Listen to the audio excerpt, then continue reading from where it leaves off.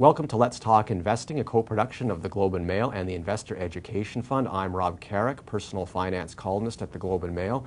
And with me today is Professor Eric Kirzner. He holds the John H. Watson Chair in Value Investing at the Rotman School of Business at University of Toronto. Eric and I are talking about bear markets this morning. Eric, tell me what a bear market is. Well, a bear market's a declining market. It typically lasts anywhere from, say, 8 or 9 months to a couple of years.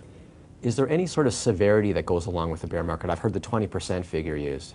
Well, in actual fact, the average has been about 35%. 20 is sort of the cutoff point to define a bear market, and some are much worse. Talk to me about some of the worst ones. Well, the worst one was the Great Depression.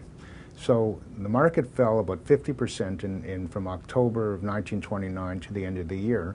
It's recovered a little bit, but by July of 1932, it was down 87%. Ouch, that is unbelievable. Yes, yeah, that's now, bad. if I remember correctly, we had a few good years, and then the market fell again. Exactly. It wasn't until about 1955 that the market saw new highs again. That's a long time. That is decades of futility that is there. bad. That's quite interesting. Now, in the modern day, in the modern investing era, what sort of ups and downs have we seen? Well, 73, 74 was a really bad one. I was just starting to teach back then as well, and I had to take my students through that period. That was a really bad market. That was down about 45%.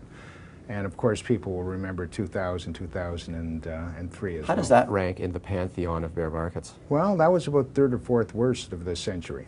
Place the bear market that, I guess, to me, the current bear market really began in the summer of 2007. That's when we started to see the subprime situation rear its ugly head. But place that in sort of a historical context in terms of its severity. Well, you have to realize that every bear market's different. So you try to categorize them too closely can be dangerous. But this one, the viciousness of the August through October decline is probably unprecedented. I couldn't find anything that looked quite as bad as... You're talking about how far and fast it dropped. How far and how fast, exactly. In the past, how long might it have taken to drop as much as we saw in Typically 2008? Typically a couple of years. Really? Yeah. Yeah. Is that because of the way the financial system is now? This was a different type of bear market. Bear markets, markets anticipate economic events. So bear markets anticipated economic slowdowns. They usually move 5 to 7 months before the economy does. This one was a financial crisis, a credit crunch. Those are really bad. Okay? In closing, I want to ask you, if we've fallen very fast, does that mean, let's cross our fingers, that it will end very fast? There's no evidence that that is the case. I wish I could say that is true, but I have no reason to believe that. Thanks, Eric.